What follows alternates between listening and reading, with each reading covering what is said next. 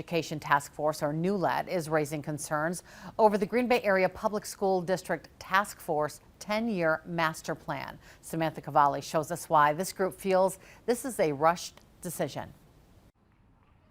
Early Friday evening, members of NEWLET gathered outside Washington Middle School, one of the schools that would close under the master plan, to address their concerns surrounding the lack of representation, equity, and proper communication in the 10-year GBAPS Facilities Master Plan. Amanda Garcia is the executive director of Casa Alba Melanie and was a part of the Green Bay Area Task Force that created the master plan.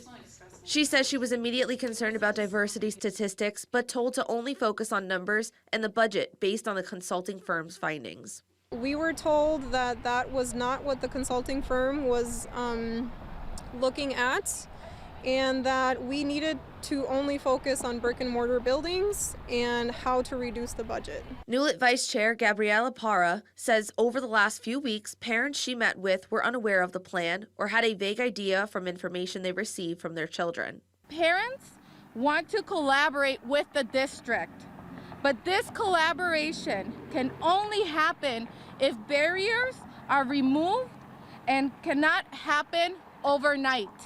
Garcia says a lot of the information online on the district's website doesn't represent other languages that exist in the district, prompting her and other Latino leaders to take it upon themselves to start educating families.